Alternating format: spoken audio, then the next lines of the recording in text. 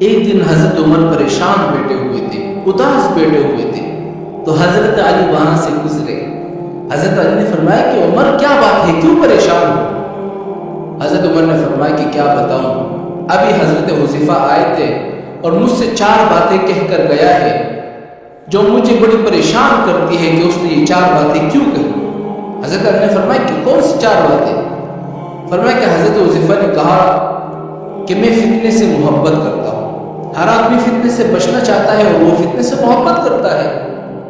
اور دوسری بات اس نے یہ کہی کہ میں یقین سے نفرت کرتا ہوں۔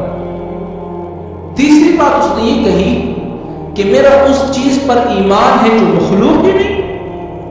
اور چوتھی بات اس نے یہ کہی کہ میرے پاس وہ چیزیں ہیں جو اللہ کے پاس بھی نہیں۔ اس لیے میں پریشان بیٹھا ہوا ہوں کہ حضور کا سب سے بڑے رازدار حضرت حذیفہ یہ باتیں کرتا ہے۔ حضرت علی نے فرمایا کہ حضرت عمر پریشان ہونے کی بات نہیں ہے، جو باتیں اس نے کہی ہے وہ تو ٹھیک کہی ہے۔ حضرت عمر نے فرمایا کہ حضرت علی آپ بھی؟ حضرت علی نے فرمایا کہ ہاں، اس نے جو باتیں کہی وہ ٹھیک ہے۔ حضرت عمر نے فرمایا کیسے؟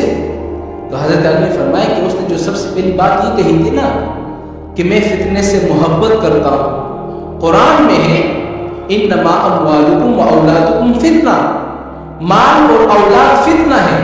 تو آپ مجھے خود بتاؤ تو کون ایسا ہے جو مال اور اولاد سے محبت نہیں کرتا؟ تو ٹھیک ہے، تو کہا ہے نا مال اور اولاد فتنہ ہے، ہر آدمی اپنے مال اور اولاد سے محبت کرتا ہے۔ حضرت عمر نے فرمایا اچھا، اس نے جو یہ بات کہی کہ میں یقین سے نفرت کرتا ہوں، حضرت علی نے کہا بات تو ٹھیک ہے۔ حضرت علی نے فرمایا کہ دیکھو قرآن میں ہے وَاعْبُدْ رَبَّكَ حَتَّىٰ يَأْتِيَكَ الْيَقِينُ، یقین کا معنی ہے موت، اور موت کو کون پسند کرتا ہے؟ ہر آدمی موت سے نفرت کرتا ہے۔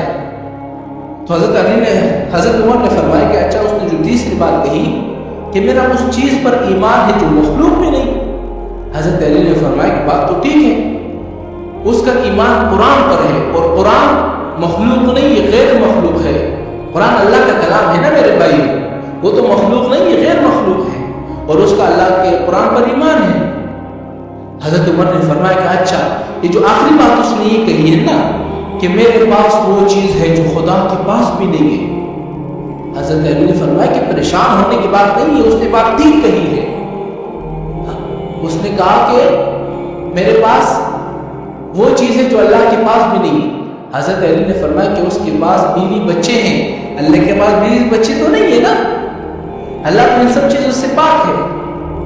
جب حضرت عمر نے یہ ساری بات سن لی نا، بڑے خوش ہوئے، اور حضرت علی سے فرمایا کہ اللہ تعالیٰ تمہاری عمر میں برکت دے، اگر آج تم مجھے اس چیز کا جواب نہیں دیتے نا تو ساری زندگی میرے دل میں اس کے لیے ایک نفرت رہتی۔